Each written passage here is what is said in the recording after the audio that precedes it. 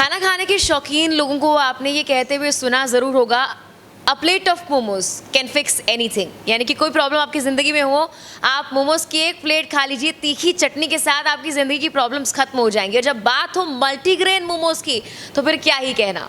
नमस्कार, स्वागत है आप सभी का प्रतिपक्ष संवाद पर। मैं हूं आपके साथ मेघना सचदेवा। फिलहाल नवाबों के शहर लखनऊ में हम लोग मौजूद हैं, प्रदेश की राजधानी, और यहाँ पर हम नैनीताल मोमोज पर आए हैं। हमने काफ़ी सुना है इसके बारे में, तो सोचा यहाँ पर एक बार आना तो बनता ही है बॉस। लेकिन यहाँ पर आकर हमें पता लगा कि यहाँ पर जनाब मैदे वाले मोमोज नहीं बल्कि मल्टीग्रेन मोमोज मिलते हैं। तो पहले तो नैनीताल मोमोज की जो ओनर है वो हमारे साथ मौजूद हैं। रंजीत जी, स्वागत है आपका प्रतिपक्ष संवाद पर। नमस्कार मैम। नमस्कार सभी दर्शकों को, धन्यवाद। जी मैम। तो देखिए, रंजीत जी ने इस नैनीताल मोमोज के बड़े से रेस्टोरेंट की शुरुआत कहाँ से की थी, आज हम ये जानने के लिए आए हैं। आप जानते हैं कि बहुत बड़े बड़े रेस्टोरेंट्स, क्लब्स और बहुत सारी बड़ी बड़ी इमारतें शहर में होती हैं, लेकिन उस सभी के पीछे कहानी होती है एक छोटे शहर की, एक ऐसे व्यक्ति की जिसने मेहनत की, जिसने सपने को सिर्फ देखा नहीं बल्कि साकार किया। और रंजीत जी उन्हीं में से एक हैं।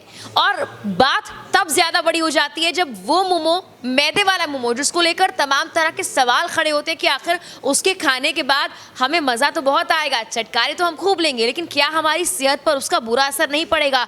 उसी मोमो को मल्टीग्रेन मोमो में कन्वर्ट कर दिखाया है रंजीत ने। तो रंजीत से आज जानते हैं कि उनके सफ़र की ये कहानी कैसे शुरू हुई, कहाँ से उन्हें इंस्पिरेशन मिली कि आज वो मोमो की इतनी बड़ी दुकान या रेस्टोरेंट नैनीताल मोमो के नाम से लखनऊ में खोलकर यहाँ पर बैठे हैं। और उसके अलावा आपको बता दें, तमाम और जगहों पर इनके टेक अवे के आउटलेट्स हैं और कई जगह पर फ्रेंचाइज भी है। रंजीत, देखिए, जब एक व्यक्ति शुरुआत करता है अपने जीवन में किसी करियर की, तो वो कुछ सोच लेकर करता है।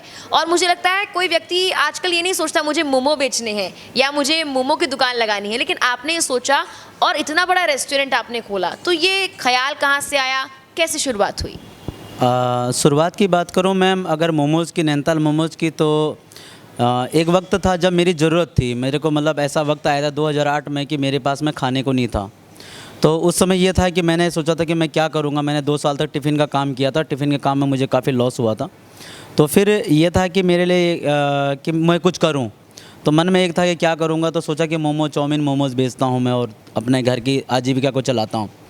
तो एक ज़रूरत से ये काम शुरू हुआ था, और ज़रूरत से शुरू होते होते मतलब ये एक लोगों ने इतना प्यार दिया कि हमेशा से। और जैसे कि मैं उत्तराखंड से हूँ, पौड़ी गढ़वाल से हूँ, तो हम लोग उत्तराखंड के लोगों को बोला जाता है कि बिल्कुल ऑनेस्ट होते हैं, ये सच्चे होते हैं, ईमानदार होते हैं, ऐसा कहा जाता है। और होते ही हैं हम लोग, क्योंकि हम लोग देवभूमि से आते हैं जहाँ पर देवों का वास होता है, कहते हैं।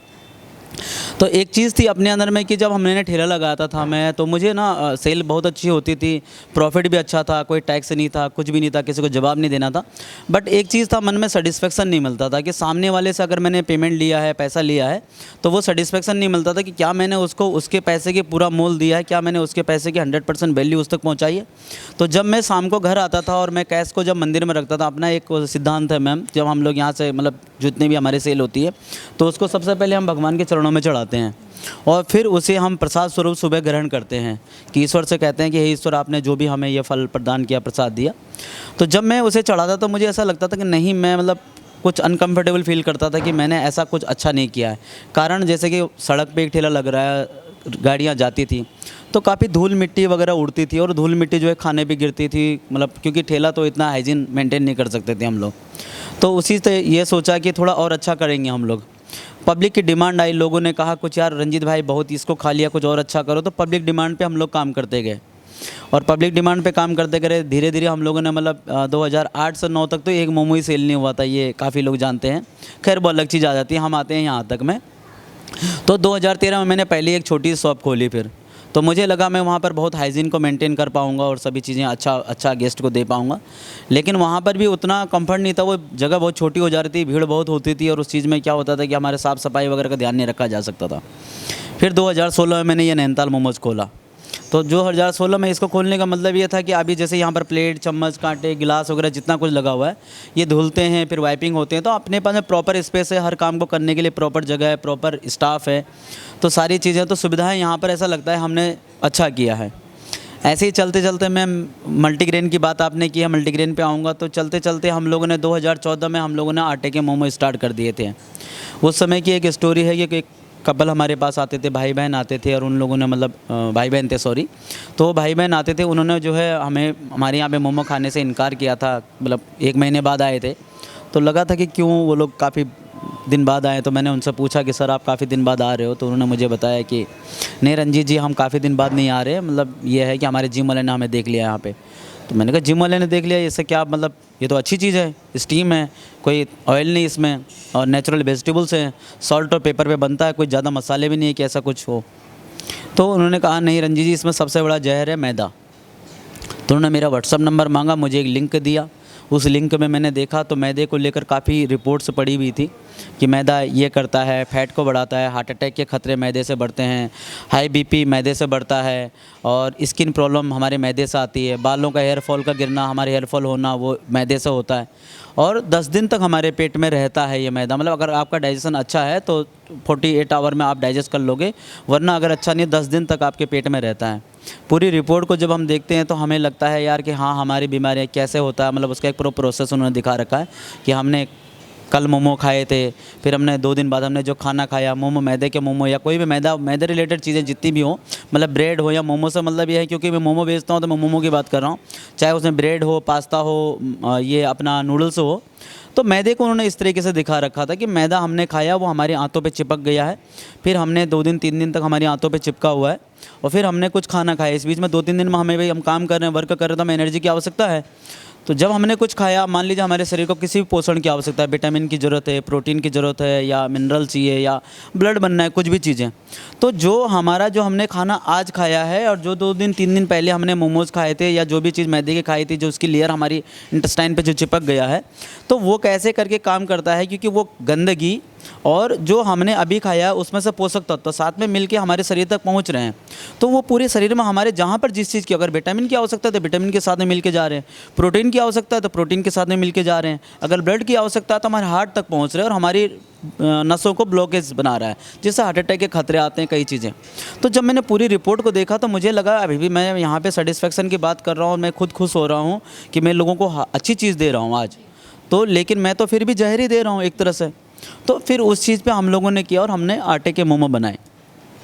तो फिर हमने मैदा हटा दिया और आटे के मोमो बनाए। तो आटे के मोमो में क्या हुआ, जब लोगों को हमने आटे के मोमो सर्व भी किया तो लोग अरे यार ये तो मतलब एक होता है ना, कई चीज़ों को लोग अब नज़रों से खाते हैं, हम देखकर कई चीज़ों को खाते हैं, हमें वो दिखना चाहिए लजीज जैसा, अच्छा हो, मतलब टेस्ट में कैसा है, हमारे शरीर पे क्या असर डालेगा, लेकिन लजीज होना चाहिए। तो जब इसकी बात आई हमने उस लोगों को, तो लोगों ने कहा नहीं ये अच्छा नहीं, तो फिर हम लोगों ने खुश्की, जो खुश्की जैसे परथन बोलते हैं ना, खुश्की हमने मैदे के लगाना शुरू किया था। उससे क्या होता था कि बाहर की उसकी लेयर की चमक थोड़ी बरकरार रहती थी। फिर धीरे धीरे ऐसे करते करते हमने देखा 2 साल पहले हम लोगों के साथ में क्या हुआ, पूरा देश ही कोविड से जूझ रहा था और सभी के साथ में ऐसा कुछ हुआ। तो इस समय कोविड में हमने क्या देखा कि एक तो उस समय पढ़ाई भी अच्छे से चल रही, तो कोई काम था नहीं हमारे पास में, तो भगवत गीता के पन्ने पलटते जा रहे थे। चलते चलते इत्तेफाक से एक दिन ऐसे ही हुआ, मैं मतलब रिपोर्ट देख रहा WHO की, तो मेरी बेटी ट्रांसलेट करती थी, तो वो मेरे को ब्लैकमेल करती थी कि पापा मैं ट्रांसलेट करूँगी, मतलब इंग्लिश को हिंदी में ट्रांसलेट करके आपको बताऊँगी, लेकिन इसके 500 रुपये लगेंगे। तो ठीक है बेटा 500 रुपये देंगे तुमको और तुम ट्रांसलेट करो। तो 1 घंटा 2 घंटा जितनी देर की भी रिपोर्ट होती थी वो मेरे को बताती थी कि पापा ये कह रहे हैं, इंग्लिश में ये कह रहे हैं, ये कह रहे हैं, ये कह रहे हैं, तो उसे वो हिंदी में मुझे ट्रांसलेट करके बताती थी और चीज़ों को समझता था। तो जब मैंने समझा तो उसमें एक चीज़ सबसे बड़ी थी कि इम्यूनिटी बनानी है। अगर इम्यूनिटी को बना के रखना, और इम्यूनिटी के लिए सबसे घातक चीज़ क्या है आज के टाइम पे हमारा, तो उसमें 3 चीज़ों के बारे में बताएगा। एक तो वनस्पति ऑयल, जो हम डालडा वगैरह खाते हैं, जैसे समोसा खाते हैं, खस्ता खाते हैं, कचौड़ी खाते हैं, इन चीज़ों को उन्होंने जहर बताया है, जबकि हमारे घर में किचन में बनती है पराठा वगैरह। तो उसमें एक रिपोर्ट दिखाई हुई थी, अगर आप पराठा बनाते हैं, मान लीजिए छोटी सी बात करता हूँ, तो पराठा बनाते हैं तो पराठे को सेक लीजिए, और जो घी को आप तवे पर लगा रहे हैं उस पर तवे पर न लगा के उस पराठे को नीचे उतार लीजिए तवे से, फिर उस पर घी लगा लीजिए आप और घी खाइए, वो आपकी सेहत को अच्छा करेगा, आपके बोन को बढ़ाएगा। काफ़ी मतलब लंबी रिपोर्ट थी। तो जब उसको मैंने देखा तो मुझे लगा कि मतलब अभी भी कुछ कमियां हैं, मतलब सेटिस्फेक्शन नहीं है अभी भी, तो लगा कि अभी भी कुछ कमियां हैं, तो इसको कैसे पूरा किया जा सके। तो ऐसे ही अगले दिन सुबह का टाइम था, भगवत गीता पढ़ रहा था। 17वें अध्याय के आप देखिए, भगवत गीता के 17वें अध्याय के 2 श्लोक और 10वें श्लोक को पढ़ लीजिए आप। कब लिखी गई है? 5000 साल पहले गीता लिखी गई है, ऐसा मानते हैं, मतलब हम लोग बोलते हैं, लेकिन शायद उससे पहले लिखी गई हो। अब 5000 साल पहले भगवान श्री कृष्ण खाने के बारे में कह रहे हैं, और हम उन चीज़ों को आज भी नहीं कर रहे। मतलब मेरा बच्चा है, खुद मेरा बेटा है, मैं अपने बेटे को कहीं ले जाता हूँ और उसका जन्मदिन आज और उसको मैं कुछ कर रहा हूँ, मेरा बच्चा अगर बीमार हो गया तो मैं फ्रेश जूस की बजाय उसे टेट्रा पैक का जूस लेके दे रहा हूँ। तो कुल मिला के टोटल यही चीज़ें मेरे बीच में थी। मैंने सोचा कि अगर मैं मोमो का काम कर रहा हूँ तो मैं इसे कितना बेहतर कर सकता हूँ, कैसे और बेहतर बना सकता हूँ। तो उन्हीं चीज़ों को लेकर मैंने मल्टीग्रेन आटे पे मोमोज बनाना शुरू किया। चलिए जी जी, मल्टीग्रेन मोमोज वाली बात पे जब ये आए हैं तो देखिए ज़माना बदल गया है। पहले पेरेंट्स जो है बच्चों को पढ़ाते थे, अब बच्चे पेरेंट्स को पढ़ा रहे हैं और देखिए उसका रिजल्ट भी आपको मिल रहा है। और दूसरी बात इन्होंने जो कही बहुत अच्छी कही, इन्होंने अपनी बातों में प्यार की बात की, ऑनेस्टी की बात की, हाइजीन की बात की। और इंसान अपने जीवन में जो कुछ कहता है उसको अप्लाई कब करता है वो तब पता लगता है। तो देखिए इनके मेन्यू पर ये तीनों बातें लिखी हुई हैं, तो इससे पता लगता है कि ऑनेस्टी, हाइजीन और लव, प्यार जो है वो इनकी मोमोज में है। और अब हमने बात की बदलते हुए ज़माने की, तो देखिए मोमोज भी बदल गए हैं, मल्टीग्रेन मोमोज आ गए हैं, जिनका एक तरह से कह सकते हैं कि आविष्कार ही इन्होंने कर दिया है। अब इन्होंने मल्टीग्रेन की बात की है। देखिए मैदा सब लोग खाते हैं, अलग टेस्ट होता है। आपने कहा कि वो मोमोज लजीज दिखने चाहिए, तो मैदे के विकल्प के तौर पर आप मोमोज बनाने के लिए आखिर क्या इस्तेमाल करते हैं? मल्टीग्रेन में कौन कौन सी ग्रेन्स का इस्तेमाल करते हैं वो बताइए। अच्छा, इसमें मैम देखिए गेहूँ एक पार्ट है, गेहूँ हम लोग यूज करते हैं। गेहूं के अलावा मतलब ये कॉम्बिनेशन है हम लोगों का, एक अलग कॉम्बिनेशन है, कितना हम क्या डालेंगे। इसके अलावा हम जौ, चना, ज्वार, बाजरा, रागी, सोयाबीन और मक्के के आटे का यूज करते हैं। मतलब कॉर्नफ्लावर अगर हम बोलेंगे तो एक कॉर्नफ्लावर आता है वाइट वाला, जिसमें कि उसके येलो पार्ट को हटा दिया जाता है, और एक आता है मक्के का आटा। तो येलो वाला जो मक्के का आटा होता है वो येलो वाला आटा हम यूज करते हैं। तो इन चीज़ों से मिलकर एक मोमोज़ बनता है। इन चीज़ों को से लेकर मतलब कवरिंग करते हैं हम। अंदर में डिफरेंट टाइप्स ऑफ स्टफिंग होती है हमारी, जैसे कि मतलब आप जो भी लेना चाहें, कोई मशरूम में लाइक करता है तो मशरूम होता है। अगर मशरूम की बात करें हम तो हमारा मिल्की मशरूम होता है और ओएस्टर मशरूम पे हम काम करते हैं। ये काफ़ी हेल्दी मशरूम होते हैं। इनके बारे में अगर हमारे दर्शक सुन रहे हों तो उसको हम लोग आप गूगल ज़रूर कीजिएगा। और जितनी भी चीज़ें मैंने बताई, इन ग्रेन को एक बार आप अपने मील में ज़रूर शामिल कीजिए, क्योंकि अगर हम रोटी भी खा रहे हैं, अगर इन चीज़ों की रोटी आप अपने बच्चों को या अपने परिवार को या खुद खाएंगे हम लोग, तो न जाने कितनी बीमारियों से हम बच जाएंगे। और अगर मैदे का हम लोग अगर पास्ता, पिज़्ज़ा या इनकी तरफ हम जाते हैं, देखिए खाना है, मैं मानता हूँ, और इन चीज़ों से नहीं भागा जा सकता है कि हम उस चीज़ को नहीं हटा सकते हैं, लेकिन अगर हम अपने जीवन से कम करते हैं इन चीज़ों को, तो मुझे ऐसा लगता है कि काफ़ी बीमारियां हमारे करीब आने से दूर रहेंगी, हमारा परिवार स्वस्थ रहेगा। और आज के टाइम पे जीवन में हम अधिकतर लोग मतलब हर कोई अपने परिवार के लिए, कोई माँ बाप के लिए कुछ करना चाहता है, कोई अपने बच्चों के लिए कुछ करना चाहता है। और हम चाहते हैं कि अगर हमारा समय, अगर मैं यहाँ पर 10 घंटे काम करता हूँ या कोई 10 घंटे कहीं पे काम कर रहा है, 4 घंटे कर रहा है, 6 घंटे कर रहा है, जिस तरह का उसका वर्क है, अपने अपने वर्क में हर कोई मतलब हार्ड वर्क कर रहा है एक तरह का, उसके काम में उसके अनुसार हर किसी के कोई ना कोई प्रॉब्लम्स हैं। अगर हम इन प्रॉब्लम्स को फेस करके कुछ पैसा अर्न कर रहे हैं और उस पैसे से अपने बच्चों को कुछ खिला रहे हैं, तो वो कितना पौष्टिक होना चाहिए ये जानना हमें बहुत ज़रूरी है आज के टाइम पे। वरना आप देखिए ना, एक छोटा सा बच्चा, 5 साल के बच्चे को चश्मा लग जा रहा है। क्या कारण है? कारण है हमारा खान पान का दुरुस्त ना होना। हम पानी कौन सा पी रहे हैं, हम खाना कैसा खा रहे हैं। अब हम कभी भी किसी खाने को जज ही नहीं कर रहे हैं। आज मैं बोलता हूँ, मैंने यहाँ पर मैम मोमोज़ मल्टीग्रेन के किए, कई लोगों ने नकारा और कई लोगों ने स्वीकारा। नकारा उन लोगों ने जिनको एकदम थिन चाहिए था, क्योंकि मैदा क्या होता है, हम जितना पतला बेलना चाहे उतना पतला उसे बेल सकते हैं। आटे में क्या है, क्योंकि जौ है, चना है, ज्वार है, अब जौ के हम अगर कार्ब को हटा देंगे तो फिर जौ में बचेगा क्या? होता है ना, जब हम लोग चोकर निकालते हैं, हम आटे को छान लेते हैं और छान के चोकर को फेंक देते हैं, जबकि चोकर में जितना पौष्टिकता चोकर में है उतना उस आटे में नहीं जिसको हमने छान लिया है। बिल्कुल, रंजीत जी ने यहाँ पर ये ठाना कि आपकी टेस्ट बड्स के लिए वो कुछ नया लेकर आएंगे, कुछ डिफरेंट और टेस्टी लेकर आएंगे, लेकिन आपकी हेल्थ का ख्याल रखते हुए। रंजीत जी देखिए, ये तो बात हो गई मल्टीग्रेन मोमोज़ की। बाहर से जब व्यक्ति निकलता है बाहर तो बहुत कुछ सोचता है और कहीं ना कहीं बाहर की दुनिया में रम जाता है। आप उत्तराखंड के रहने वाले हैं, उत्तराखंड से बाहर निकले, आपने सोचा कि मैं यहाँ पर काम करूँगा, कुछ नया करूँगा, लेकिन जब बात आई नैनीताल मोमोज़ नाम रखने की, तो आपने भी कहीं ना कहीं सोचा होगा क्या लोग पसंद करेंगे, क्या लोगों को जो चाइनीज़ मोमोज़ टाइप चीज़ें होती हैं या कुछ नया नाम या कुछ ऐसा नाम जो लोगों को पसंद आए, उसकी जगह आपने नैनीताल मोमोज नाम रखा।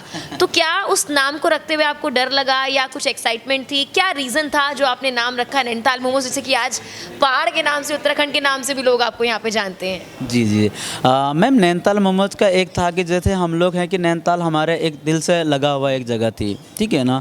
और जीवन में मैंने पहली बार मोमोज भी नैनीताल में ही खाए थे, मतलब तब मैं शायद मोमोज को जानता भी नहीं था।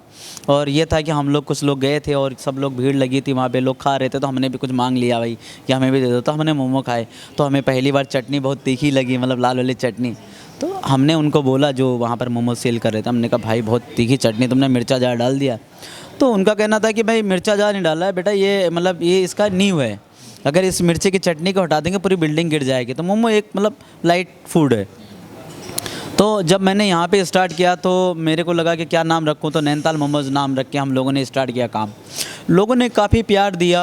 2010 में मेरा पहला आर्टिकल टाइम्स ऑफ इंडिया में आया था कि एक ठेला, मतलब मोमोज के साथ में हो रहे हैं एक्सपेरिमेंट, उनका ये था, मतलब पहला जब मैंने एक्सपेरिमेंट किया था। आज हमारे पास 100 से भी ज़्यादा मोमोज़ की वैरायटी है, जो कि पूरे हिंदुस्तान में कहीं पर नहीं है। हमारे यहाँ पे क्या है, हम लोग सेटिस्फेक्शन की गारंटी देते हैं कस्टमर को। यदि अगर आपको फूड पसंद ना आए तो आप 1 बाइट में आप रिप्लेस कर सकते हो। तो हमारे प्रमोद, अभी चूँकि यहाँ पर इंटरव्यू हो रहा था, हम लोगों ने बंद कर रखा रेडियो, और ना हमारा रेडियो चैनल है वो चलता रहता है। वहाँ पर हम लोग रिप्लेसमेंट गारंटी देते हैं कस्टमर को फुल्ली कि अगर आपको पसंद ना आए तो आप फूड रिप्लेस कर सकते हो। मकसद इसका ये है कि किसी का पैसा भी, मतलब जब हम अपने पैसे की 100% वर्थ चाहते हैं, वैल्यू चाहते हैं, तो सामने वाला भी चाहता है, वो भी मेहनत से कमा के लाया और मिलनी भी चाहिए।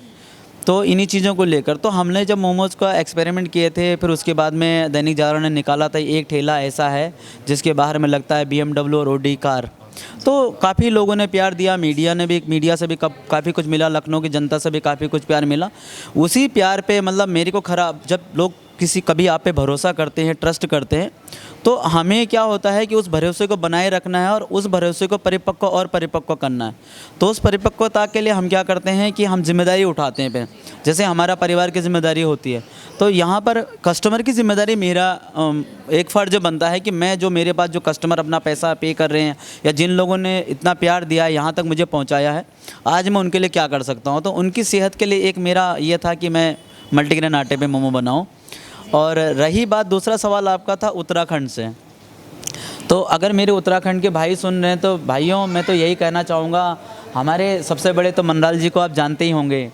तो हमारे मनराल जी ने काफ़ी संघर्ष करके यहाँ पर एक उत्तराखंड का नाम और उत्तराखंड के लिए बहुत कुछ यहाँ से किया है। और हमारे हर उत्तराखंड के भाई में मतलब एक सच्चाई है, ईमानदारी है। तो मैं ये कहना चाहता हूँ कि आप यहाँ तक पहुँचे और अपनी मंजिल का एक मकसद रखें, और एक सच्चाई जो हमारे उत्तराखंड के लिए कही जाती है कि सच्चाई, ऑनेस्टी, ईमानदारी, मतलब कभी पहले के टाइम पे, मतलब शायद मैं आपका माइक ले लेता हूँ, सॉरी ना सॉरी। हाँ, तो हम लोगों के लिए कहा जाता था कि जब दिल्ली की बातें, पुराने टाइम की बातें कही जाए ना, तो जब कोई अमेरिका चला जाता था या बाहर कोई देश चला जाता था, तो वो कहता था घर पे कौन देखेगा, तो बोलते थे कि पहाड़ी एक नौकर रख लो, पहाड़ी सर्वेंट रख लो। इतनी ईमानदारी लोगों में, कहते थे एक चम्मच भी घर से बाहर नहीं हो सकता। तो वो ईमानदारी की मिसालें दी जाती थी पुराने टाइम पे। आज भी वही उत्तराखंड है, वही चीज़ें हैं, कई चीज़ें हैं। तो अब ज़माना भी बदल गया है, और तब शायद हमारे उत्तराखंड में इतने एजुकेशन और इतने स्कूल, इतने कॉलेजेस, वो व्यवस्थाएँ नहीं थी। आज व्यवस्थाएँ बढ़ गई हैं। तो हम चाहते हैं कि जितना भी हो सके, जब आज मैं अगर यहाँ पर काम कर रहा हूँ लखनऊ में, तो मैं अपने उत्तराखंड में भी काम करूँ, हमारे उत्तराखंड का भी विकास हो।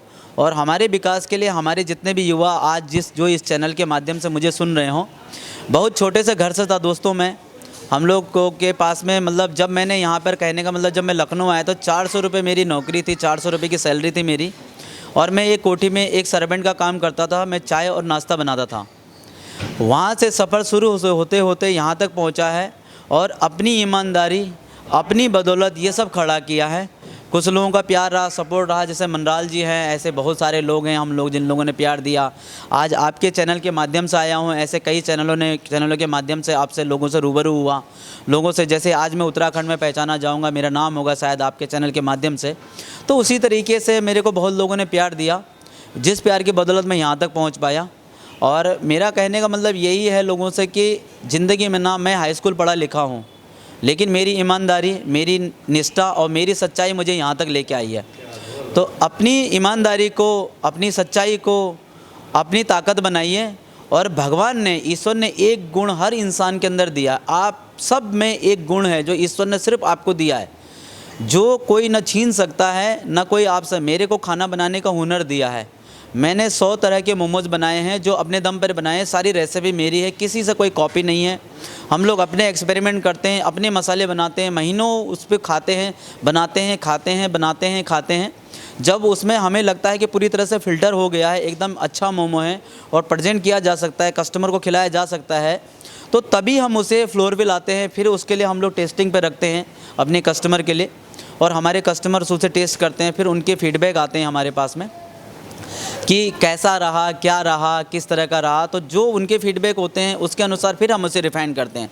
मान लो किसी को स्पाइसी चाहिए, किसी को सॉल्टी थोड़ा ज़्यादा चाहिए या सॉल्ट कम चाहिए, तो उसके अनुसार। तो मेरे कहने का मतलब यही है दोस्तों कि अगर आपकी कोई विज़न है, दो चीज़ें हमें मिलती हैं। मैंने ज़िंदगी में एक भगवत गीता पढ़ी है, उसके अलावा शायद मैंने मतलब और किताबें जो हमने जितना भी हाई स्कूल तक जो पढ़ के आए थे वो सभी किताबों का शायद ज्ञान नहीं रहा। लेकिन पढ़ने को लेकर आज मैं कई लोगों की स्टोरी पढ़ता हूँ। हम लोग अगर गांधी को पढ़ें या हम लोग जुकरबर्ग को पढ़ें या कई लोगों को पढ़ें, जितने लोग सक्सेस आज के टाइम पे, अगर उन्हीं से हम देखें उनकी लाइफ को, तो उन्होंने क्या किया है। हर चीज़ एक छोटे स्तर से शुरू हुई थी और एक बड़े मुकाम तक गई है। जिस मुकाम तक वो गई है क्या था उसका एक विज़न, रोड मैप। तो अपने गोल सेट कीजिए। भगवत गीता की अगर मैं बात करता हूँ तो हमें अर्जुन से एक चीज़ सीखने को मिलती है। स्वयंवर हो रहा है द्रौपदी का और बहुत सारे लोग वहाँ पर आए हैं और सब धनुर्धर थे, सबको तीर चलाना आता था, लेकिन मछली की आँख को अर्जुन भेद पाया। कारण क्या था? उनका गोल था, उन्हें ये बताया गया था, गुरुजी ने बोला था कि अर्जुन चलो और मछली की आँख को भेदना है। अर्जुन का गोल क्या था? मछली की आँख भेदना है। जब वो वहाँ पहुँचे तो वहाँ पे पहुँच के वो देखते हैं कि मछली की आँख को भेदना है, तो उनका निशाना सिर्फ मछली की आँख था। बाकी लोगों का गोल क्या था कि द्रौपदी का स्वयंवर हो रहा है और द्रौपदी को जीतना है। तो द्रौपदी की जब जीत की बात होती है तो वहाँ पर बाकी लोग द्रौपदी पे ध्यान केंद्रित करते हैं और अर्जुन मछली की आँख को ध्यान केंद्रित करता है। तो मेरा कहने का इस कहानी या इस वाक्य से हमें जानने को, देखिए ये कोई ऐसी बात नहीं कि मैं कहानी सुना रहा हूँ, ये लिखित है और इस चीज़ को आप पढ़ सकते हैं। तो वो चीज़ का मतलब क्या होता है, हमारा गोल हो जो हम, अगर उत्तराखंड से अगर आप, मैं अपनी माँ बाप भाई बहन को, मैं रोता था, मुझे मम्मी की याद आती थी, मेरी माँ ने रो रही थी, बोली बेटा तू तो छोटा सा है, 17 साल का बच्चा है, तू शहर जाके क्या करेगा और तो क्यों जा रहा है, तेरे लिए क्या कमियां हैं। लेकिन मुझे लगता था कि मेरी बहन मेरा भाई के लिए कॉम्प्रोमाइज़ होगा, करेंगे मेरे मम्मी पापा। तो उन चीज़ों से उठकर मेरे पापा रो रहे थे, मेरे पिताजी ने जो मुझे शिक्षा दी, तो 2-4 शब्द और अपनी ऑनेस्टी लेकर मैं यहाँ तक पहुँचा था। मेरे उत्तराखंड के भाइयों, इंटरव्यू बहुत बड़ा हो रहा है, सॉरी, तो मैं माफ़ी चाहूँगा और आपसे यही निवेदन करता हूँ कि अपनी ऑनेस्टी, अपनी इच्छा के साथ में आइए। गोल, एक नया जीवन आपका इंतज़ार कर रहा है। थैंक यू सो मच, और आपका भी thank you so much ma'am, काफ़ी अच्छा लगा आप लोगों से बात करके। अभी सर ने कहा कि इंटरव्यू बहुत लंबा हो रहा है। हालांकि सर के लिए मेरे कुछ और सवाल है और बहुत इंपॉर्टेंट सवाल है, खासकर जो खाने के शौकीन लोग हैं उनके लिए है। लेकिन अभी उन्होंने ये कहा कि सक्सेस स्टोरी जो होती है या उनकी कहानी जो है वो शायद लंबी हो रही है, लेकिन सक्सेस स्टोरी लंबी ही होती है। आपका सफ़र बहुत लंबा होता है और कारवां बस बनता चला जाता है, लोग जुड़ते चले जाते हैं और इनके साथ भी लोग जुड़ते चले गए। और मुझे लगता है कि लोगों का सपोर्ट और इनका जो गोल था, जो एम था, उस पर इनका ध्यान केंद्रित रहा, इसीलिए आगे बढ़ पाए। सर, ये मेरा आखिरी सवाल है कि आपने अपने मेन्यू में डेजर्ट मोमोज़ के बारे में लिखा है और एक्सपेरिमेंट की बात हम कर ही रहे हैं, तो भाई डेजर्ट मोमोज़ के बारे में पूछना बनता है, क्योंकि मोमोज़ की नींव आपने कहा वो चटनी होती है, तीखी चटनी, मतलब कान से धुआं ना निकल जाए तब तक मोमोज़ नहीं लगते हैं। लेकिन मोमोज़ के साथ एक्सपेरिमेंट करना, इतना बड़ा चैलेंज और रिस्क लेना कि डेजर्ट मोमोज़, चॉकलेट वाले मोमोज़, कुछ ऐसा, कुछ नया आपने लोगों के लिए, जो खाने के शौकीन लोग हैं उनके लिए परोसना उनकी थाली में एक रिस्क है। तो ये रिस्क कैसे लिया, क्या सोच इसके पीछे? मैम एक्चुअली में होता क्या था कि जब हम जैसे अगर कभी मतलब चीज़ें बनाने जाते हैं, तो जैसे अभी हमारे हैं जो नए मोमोज़ आने वाले हैं, मैं उन मोमोज़ की बात करूं आपको, तो उन मोमोज़ में क्या है, हम कितनी कैलोरी आप कंज्यूम कर रहे हैं, एक एक चीज़ का कितना विटामिन ले रहे हैं, कितना मिनरल्स है, कौन सा कार्ब है, कितना कार्ब ले रहे हैं, कितना एक बॉडी को लेना चाहिए आपके वेट के हिसाब से, ये भी हम लोग लाने वाले हैं। अभी ये हमारे अपकमिंग में है, मैं जल्दी आपको दिखाऊंगा मेन्यू। तो वो मोमो हमारे 2022 में ही आने वाले हैं। रही बात आपने डेजर्ट की बात की, तो डेजर्ट में एक चीज़ होती है मैम कि हम लोग ना यूनिक, मतलब कैसे कहो, मतलब माता रानी का ये आशीर्वाद कहिए, जो भी चीज़ें कहिए, तो चीज़ें होती थी। हम लोग जब यहाँ पर डेजर्ट की बात करते थे तो हम आइसक्रीम सर्व करते थे गेस्ट को। तो आइसक्रीम के साथ में ये था कि हम लोग आइसक्रीम के साथ में कई बार होता था कि यार ब्राउनी हो जाए, क्योंकि हम लोग आइसक्रीम के साथ में अधिकतर ब्राउनी खाते हैं। तो तो जहाँ पे ब्राउनी की बात आती है तो हम लोगों का क्या है, चूँकि पूरा मेन्यू नैनीताल मोमोज़ का मेन्यू पूरा मोमोज़ का ही मेन्यू है। यहाँ पर आपको सूपी मोमो मिलेंगे, स्टीम मोमो मिलेंगे, फ्राई मिलेंगे, पेंटोस में मिलेंगे, तंदूरी में मिलेंगे, सिजलर मिलेंगे, डेजर्ट में मिलेंगे, थुपका में मिलेंगे, उसके अलावा कॉम्बोज में मिलेंगे। तो टोटली हम लोगों का पूरा मोमोज़ का कॉन्सेप्ट था। बच्चे आते थे, अब बच्चों के लिए हम क्या कर सकते थे, चॉकलेट मोमोज़ हम लोगों ने बनाना शुरू किया। अब चॉकलेट मोमोज़ के अंदर में क्या है, स्टफिंग क्या रखी जाए, कैसे रखी जाए कि भाई स्वीट हो लेकिन एक हेल्दी भी हो। तो हम लोगों ने क्या किया, अखरोट लिया, काजू लिया और बादाम लिया, उसको थोड़ा सा ग्राइंड किया।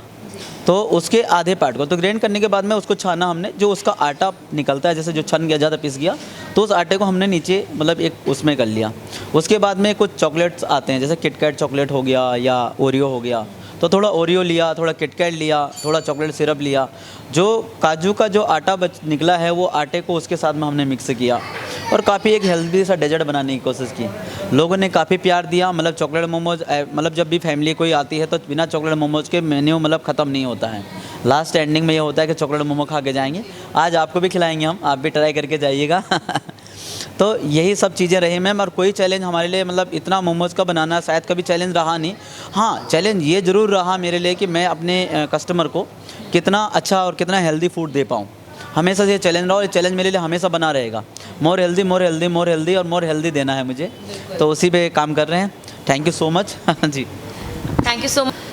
तो जैसा कि इस कहानी बताने के दौरान एक चीज़ हमने बार बार कही कि कारवां बनता चला जाता है, लोग जुड़ते चले जाते हैं। तो मुझे लगता है कि रंजीत जी ने ये जिक्र किया कि कई लोग थे जो उत्तराखंड से यहाँ पर आए और उनका सपोर्ट हमेशा करते रहे। तो उनमें से कुछ लोग यहाँ पर मौजूद भी हैं। मैं चाहूँगी कि उनसे वो रंजीत के बारे में क्या सोचते थे और रंजीत ने क्या कुछ कर कर दिखाया है, वो क्या कुछ कहना चाहेंगे। सर।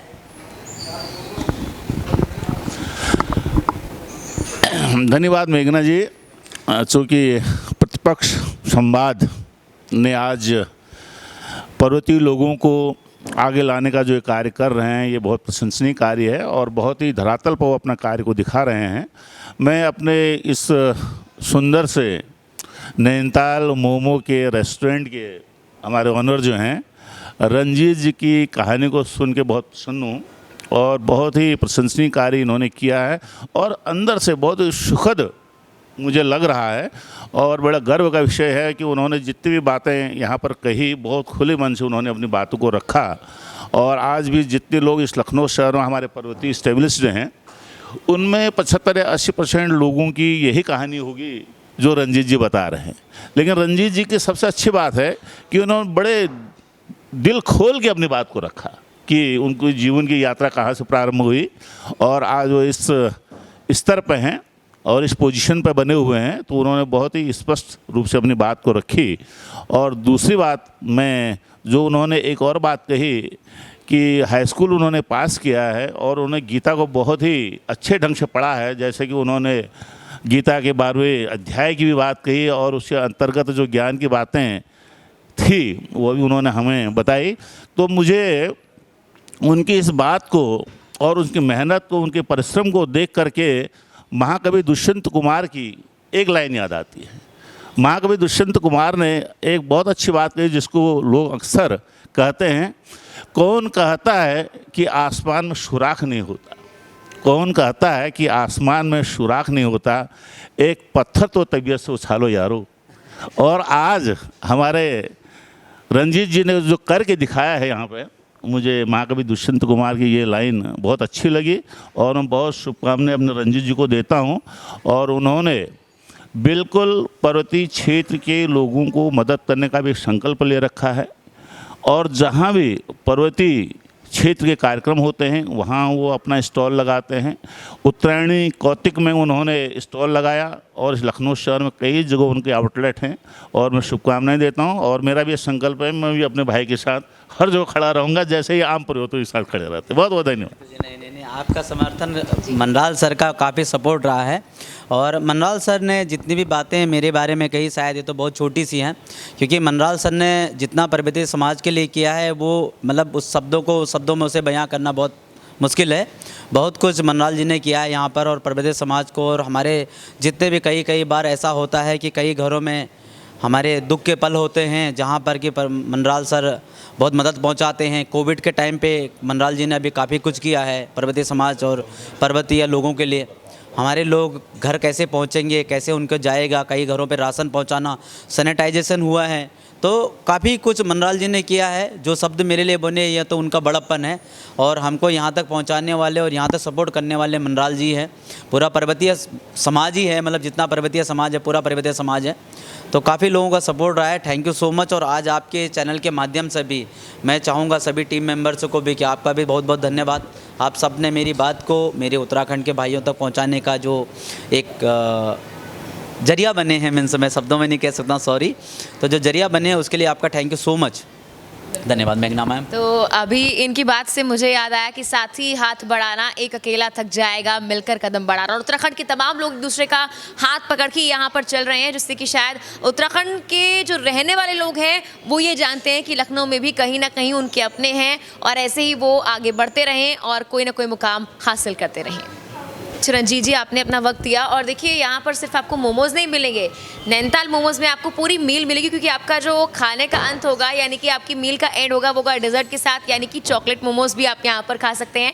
और ये सक्सेस स्टोरी थी रंजीत की, नैनीताल मोमोज़ की। हालांकि पहाड़ से निकले हुए, उत्तराखंड से निकले हुए हर व्यक्ति की सक्सेस स्टोरी इतनी ही लंबी हो सकती है। अगर आप चाहें अपने गोल के ऊपर अपना ध्यान केंद्रित रखें, तो शायद रंजीत की तरह आज यहाँ आप बैठ सकते हैं। और रंजीत ने एक बहुत बड़ी बात यहाँ पर कही कि एक वक्त था जब कहते थे लोग कि पहाड़ से आया है कोई व्यक्ति, उसकी ऑनेस्टी की वजह से नौकर उससे रख लिया जाए, लेकिन रंजीत आज यहाँ पर मालिक बनकर बैठे हैं। और कारण क्या रहा? उनकी निष्ठा, उन्होंने जिस तरह से काम किया और अपने गोल की तरफ अपना ध्यान केंद्रित रखा। आज नैनीताल मोमोज जाना माना नाम है लखनऊ का, तो यहाँ पर आकर एक बार यहाँ के मोमोज टेस्ट करना तो आपका बनता ही है। फिलहाल के लिए मेरे साथ इतना ही। आप देखते रहिए प्रतिपक्ष संवाद। नमस्कार, धन्यवाद।